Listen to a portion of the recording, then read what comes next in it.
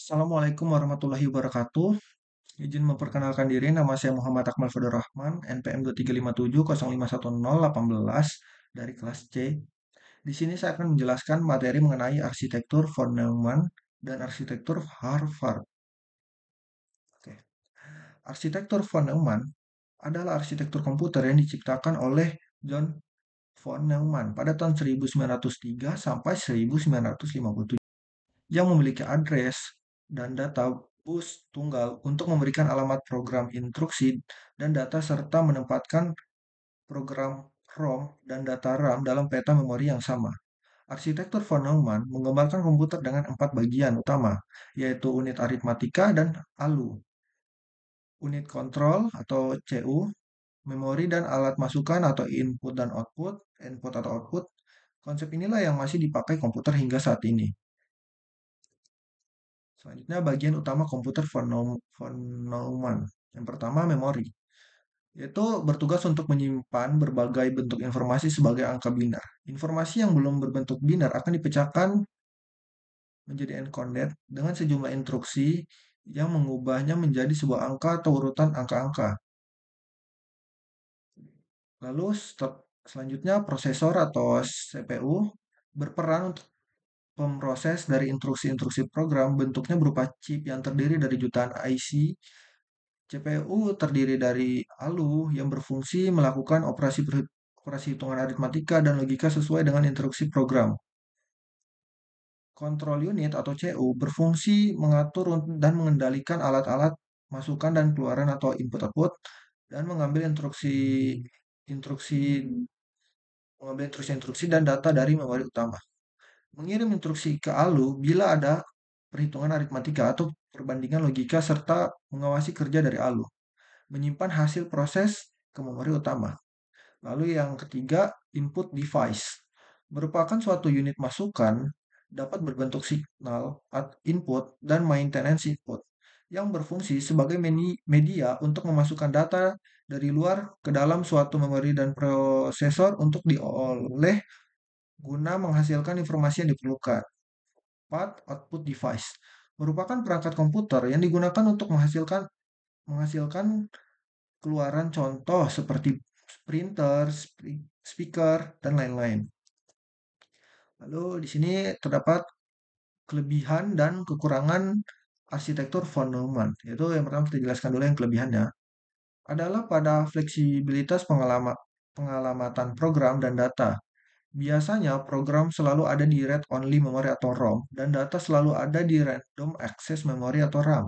Memungkinkan prosesor untuk menjalankan program yang ada di dalam memori data RAM. Misalnya pada saat power on, dibuat program inisialisasi yang mengisi byte di dalam RAM. Data di dalam RAM ini pada gilirannya nanti akan dijalankan sebagai program. Sebaliknya dapat disimpan di dalam memori program ROM. Selanjutnya kekurangan arsitektur von Neumann adalah bus tunggalnya itu sendiri, sehingga untuk mengakses program dan data harus dijalankan secara sekuensial dan tidak bisa dilakukan overlapping untuk menjalankan dua instruksi yang secara urutan. Bandwidth program harus sama dengan bandwidth data. Jika memori data adalah 8 bits, maka program juga harus 8 bits. Program von Neumann membutuhkan jumlah clock CPI atau clock per instruction yang relatif lebih banyak sehingga eksekusi instruksi dapat menjadi relatif lebih lama. Selanjutnya arsitektur Harvard. Arsitektur Harvard adalah arsitektur komputer yang merupakan kebalikan dari arsitektur komputer model von Neumann. Memiliki dua memori yang terpisah, satu untuk program ROM dan satu untuk data RAM. Cara kerja. Memori untuk program dan data terpisah secara fisik pada jalur transmisinya.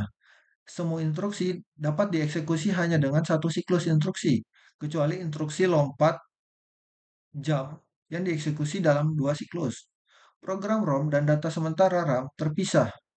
Selama proses pembacaan dan penulisan RAM, instruksi berikut dibaca melalui bus yang lain.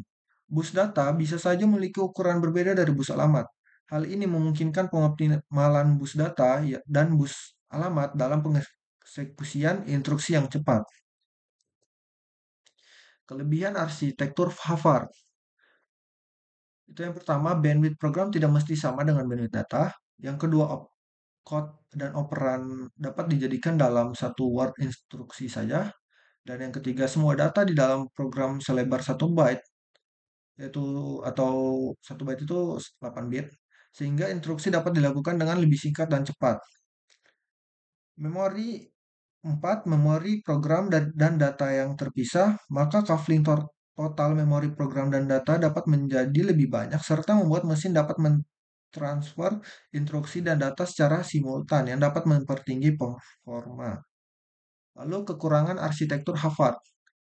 Arsitektur Harvard tidak memungkinkan untuk menempatkan data pada ROM dan mengakses data yang ada di ROM. Perbedaan arsitektur von Neumann dengan arsitektur Harvard. Arsitektur von Neumann adalah arsitektur komputer yang menempatkan program ROM (read-only memory) dan data RAM (random access memory) dalam peta memori yang sama. Arsitektur ini memiliki address dan data bus tunggal untuk memberikan alamat program atau instruksi dan data. Contoh dari mikrokontroler yang memakai arsitektur von Neumann adalah keluarga 68HC05 dan 68HC111 dari Motorola.